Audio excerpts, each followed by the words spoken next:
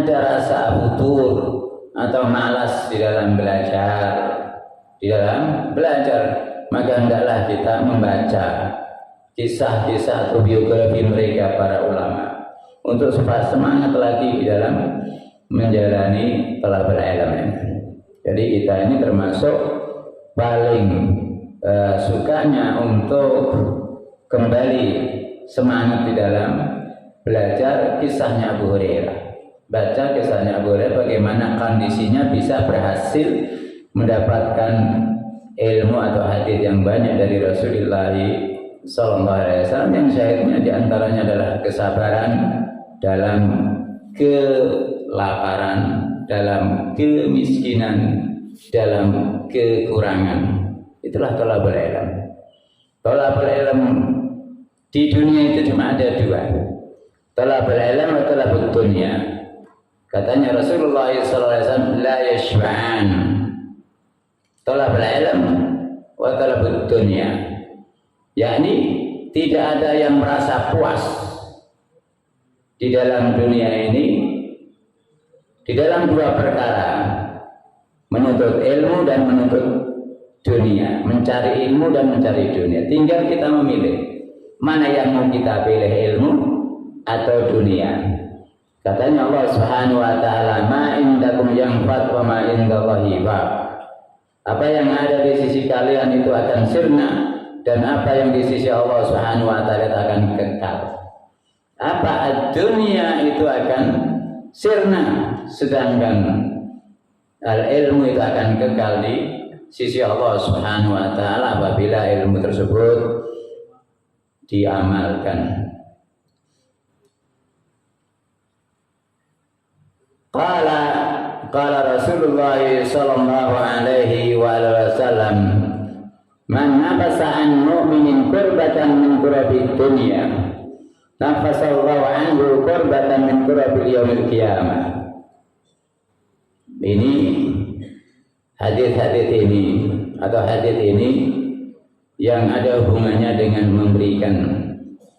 memberikan kemudahan, kelonggaran bagi orang yang beriman, memberikan kelonggaran, memberikan kemudahan. Pentingnya kita di dalam masalah memberikan kemudahan di dalam untuk melakukan taat kepada Allah Subhanahu wa taala. Yang tentunya di dalam masalah dakwah penting bagi kita untuk memberikan kemudahan, bukan memberikan kesusahan atau kesulitan. Nabi sallallahu alaihi wasallam memberikan wasiat kepada Abu Musa Al-Asy'ari dan Mu'adz bin Jabal ketika dikirim untuk berdakwah ke Yaman. Apa pesannya? Wasiatnya Nabi sallallahu alaihi wasallam di dalam berdakwah, basyiru wala tunaffiru, yassiru wala tu'assiru. Maknanya di dalam berdakwah untuk supaya berikan kabar gembira, berikan kemudahan. Jangan buat di dalam dakwah itu orang lari dari dakwah. Jangan, berikan kemudahan. Jangan dipersulit di dalam menuntut ilmu, di dalam mengenal sunnah dan seterusnya. Wala tu'assiru, dan juga dilarang untuk kita memberikan kesusahan. Basiru wala tu'assiru, basiru wala tunaffiru, yasiru wala tu'assiru. Di dalam dakwah untuk supaya diberikan kemudahan sehingga manusia senang dengan al-Islam, dengan sunnahnya Rasulullah sallallahu alaihi wasallam. Man nafasa'an mu'min kurbatan min kurabi dunya. Tentunya ini adalah untuk memberikan kemudahan di dalam masalah urusan dunia. Di dalam masalah urusan dunia, maka Allah Subhanahu wa taala akan memberikan kemudahan nanti di hari kiamat. Ini adalah merupakan pelajaran bagi kita untuk selalu memberikan kemudahan kepada saudara kita. Kemudian disebutkan juga, ini secara ringkas saja, kita ingin cuma sekedar saja mengisi kekosongan atau waktu yang luang saja. Wa man yassara ala mu'sirin yassarallahu alaihi fid dunya wal akhirah. Barang siapa yang memberikan kemudahan terhadap orang yang kesulitan, maka Allah Subhanahu wa taala akan berikan dia kemudahan di dunia dan di akhirat. Tentunya juga di dalam masalah ini, semua orang itu ingin kemudahan.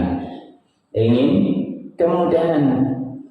Jadi di antaranya untuk mendapatkan kemudahan yang Allah mudahkan kepadanya adalah dengan memberikan kemudahan kepada orang yang sedang kesulitan. Orang yang sedang dalam kesulitan kemudian kita berikan dia kemudahan, maka Allah Subhanahu wa taala akan memberikan kemudahan di dunia dan juga di akhirat. Betapa mulianya orang yang memberikan kemudahan terhadap orang-orang yang kesulitan. Maka Allah Subhanahu wa taala akan memberikan kemudahan di dunia dan juga kemudian di akhirat. Wa man satara musliman satarallahu fid dunya wal akhirah. Dan barang siapa yang menutupi seorang muslim, maka Allah Subhanahu wa taala akan menutupi di dunia dan di akhirat. Man satara musliman satarallahu fid dunya wal akhirah. Orang yang menutupi aib saudaranya, maka Allah akan menutupi aibnya di dunia dan di akhirat.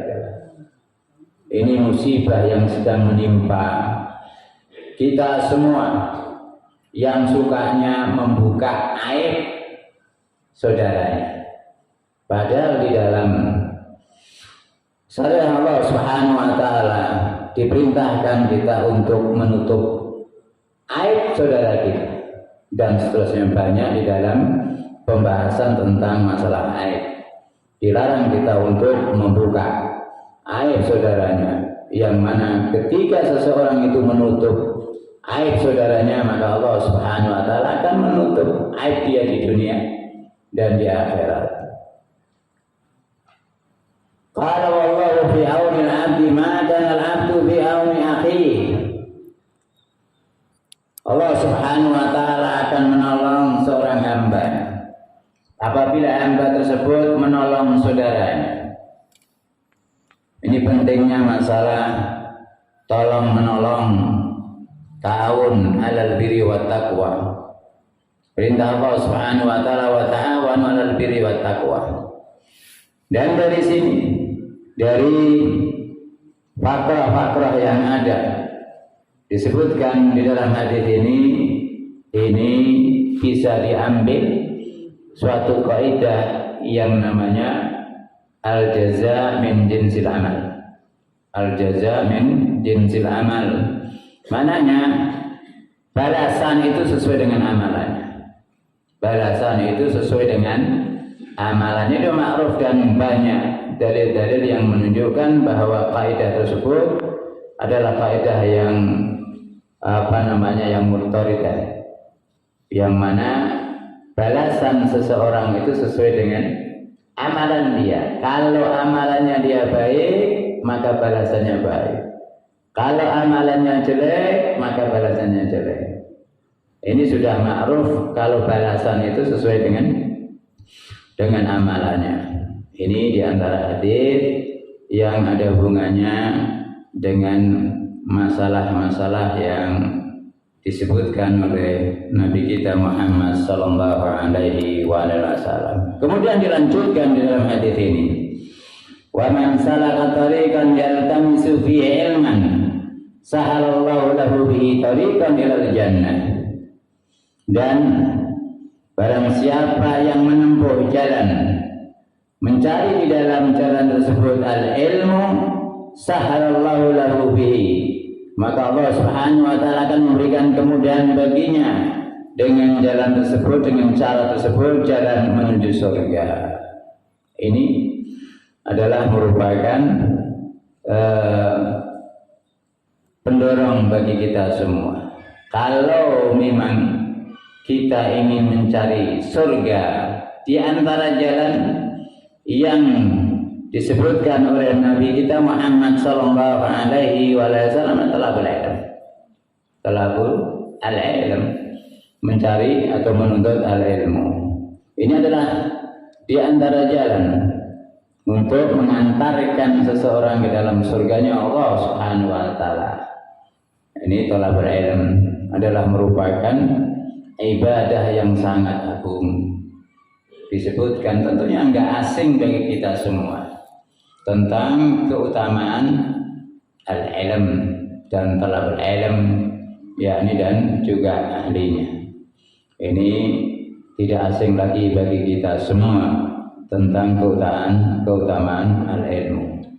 Syahidnya di sini yang tentunya di antara jalan menuju surga itulah talabul ilm. Jadi penting kita untuk selalu ingat dan ingat, bagi kita semua yang paling mudah bahasanya untuk menempuh jalan menuju surga itu adalah talabul ilm. Talabul ilm, bahkan di dalam talabul ilm ini itu merupakan kebahagiaan bagi orang yang bisa merasakan, yang bisa menikmati. Itu talabul ilm luar biasa, bahagia sekali. Sehingga ada seorang salaf yang mengatakan tentang kenikmatan talabul ilm, la ya'lamul muluk wa abna'ul muluk ma nahnu fi la jaladu bi as-suyuf. Kenapa? Karena nikmatnya talabul ilm. Kalau seandainya raja-raja dan anak-anak raja tahu tentang kebahagiaan kami di dalam talabul ilm, mereka akan merebutnya dengan pedang-pedang mereka. Yang ini tentunya adalah kebahagiaan bagi kita semua sebagai talabul ilm. Memang terasa sekali. Kalau talabul ilm benar-benar kita menuntut ilmu, rasanya itu adem, ya kan? Adem, tenang, ya kan? Nyaman. Berbeda dengan mencari dunia. Jarang mencari dunia itu akan tenang, aman, nyaman, enggak pusing dan pusing dan. Jadi tentang masalah talabul ilm memang diakui nikmatnya. Kita juga enggak tahu sih, enggak tahu orang yang paling nikmat kecuali mereka para ulama yang kita lihat dalam kehidupan di mana-mana tempat, walaupun kita enggak ke seluruh dunia. Ya kan kita jalani, bukan cuma kita paling ke Malaysia, ke Yaman, dan ke Saudi, ke Madinah. Itu saja yang kita tahu, bahwa yang kita lihat yang paling nikmat itu ulama, ya kan? Paling nikmat ulama. Betul dan sungguh sangat benar apa yang dikatakan oleh Allah Subhanahu wa taala tentang ahlul ilm. Makanya bagi kita semua yang ingin hidup senang di dunia dan di akhirat, itulah dengan al-ilmu. Fa'alaikum bi al-ilm. Man arada, katanya Imam Syafi'i rahimahullah, man arada dunya fa'alaika bil ilm, wa man arada al-akhirah fa'alaika bil ilm, wa man arada dunya wal akhirah fa'alaika bil ilm.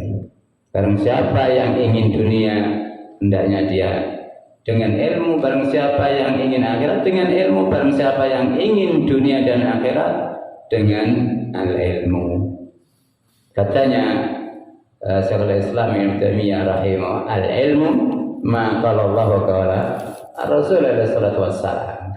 Yang namanya ilmu itu ilmu Al-Qur'an dan sunnah. Walaupun ada ilmu-ilmu yang lain enggak dipungkiri, cuma yang dimaksudkan untuk menuju akhirat itu hanya Al-Qur'an dan As-Sunnah, yakni ilmu Al-Qur'an dan Sunnah. Ini masih agak panjang, ada sih. Ini lebih apa namanya?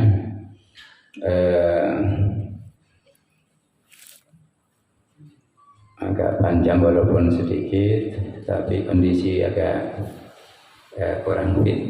Mungkin kita cukup sekian, dan kita sambut dengan adanya hujan, ya kan, kita hentikan dulu. Insya Allah mungkin dilanjutkan oleh anak Ustaz Abdul Mundir pada al-Maghrib. Insya Allah cukup sekian. Allah alam. Iyyakum shawaban wa min al-qatan wa min syaitan. Wassalamualaikum warahmatullahi wabarakatuh.